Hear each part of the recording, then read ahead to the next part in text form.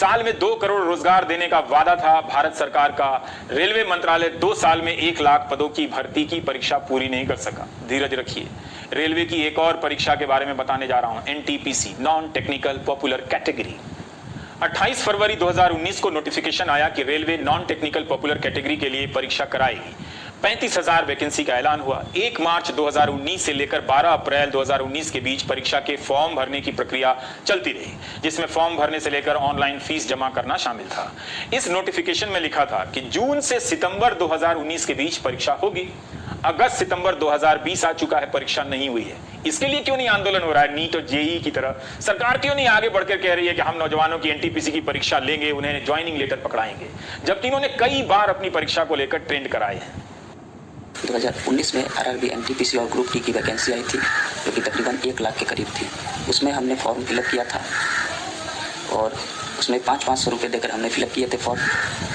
अभी तक उसका कोई भी एग्जामिनेशन का कोई भी नोटिफिकेशन नहीं आया है, जो कि काफ़ी डिले हो चुकी है एग्जामिनेशन में। सरकार को इस पर ध्यान देना चाहिए, क्योंकि हम लोग गरीब फैमिली से बिलोंग करते हैं और अधिक दिनों तक अपनी तैयारी को जारी नहीं रख सकते हैं। मैं राजस्थान के अजमेर ज़िले से हूँ और उन 1.5 करोड़ से भी ज़्यादा अभ्यर्थियों में से हूँ जो पिछले 3 साल से गवर्नमेंट एग्ज़ाम की प्रिपरेशन कर रहा है, पर फ़ायदा कुछ नहीं है, क्योंकि ना तो एग्ज़ाम्स की डेट आती है, ना एग्ज़ाम्स के बारे में कुछ पता होता है और ना ही हमारे मुद्दों पे ध्यान दिया जाता है। सारी न्यूज़ चैनल, सारे मिनिस्टर्स हम पे कोई ध्यान नहीं दे रहे। इनफैक्ट अब तो हाल ये है, जेईई नीट की परीक्षाएं वो हो रही हैं, उनके लिए सोचा जा रहा है, पर हम बेरोजगारों के लिए कोई मुद्दा नहीं उठाया जा रहा है। करोड़ों की संख्या में नौजवान कई साल से सताए जा रहे हैं।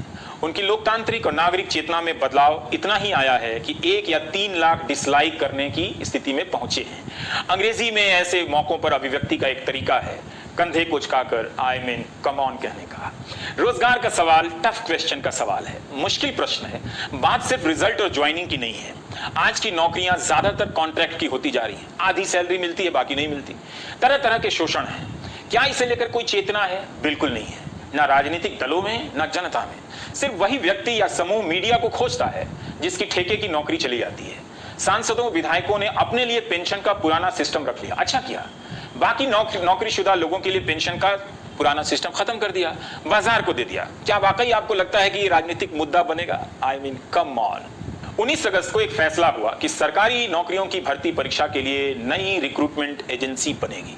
प्रधानमंत्री ने तुरंत ट्वीट किया, लेकिन रिजल्ट नहीं निकल रहा है, परीक्षा नहीं हो रही है, ज्वाइनिंग नहीं हो रही है। उसके लाखों ट्वीट उनके हैंडल से टैग किए गए, मगर किसी मंत्री तक ने जवाब नहीं दिया। मगर जिस दिन जब नई भर्ती एजेंसी बनाने का फैसला हुआ तो कितने उत्साह से कई प्रकार के मंत्री उस फैसले को ट्वीट कर रहे थे। यानी एक बड़ी समस्या के ऊपर एक नई एजेंसी के ख्वाब की चादर डाल रहे थे ताकि ऊपर से सोफा या बिस्तर गंदा ना लगे।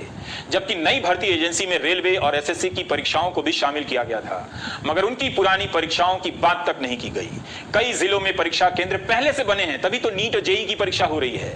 मगर पत्रकार से लेकर ट्विटर के अनुचरों को लगा कि कोई नई व्यवस्था बनने जा रही है। अगर ये परीक्षा केंद्र ना बने होते तो आज किसके दम पर ये नीट और जेईई की परीक्षाएं होती? आप इतना ही अंदाजा लगा लें।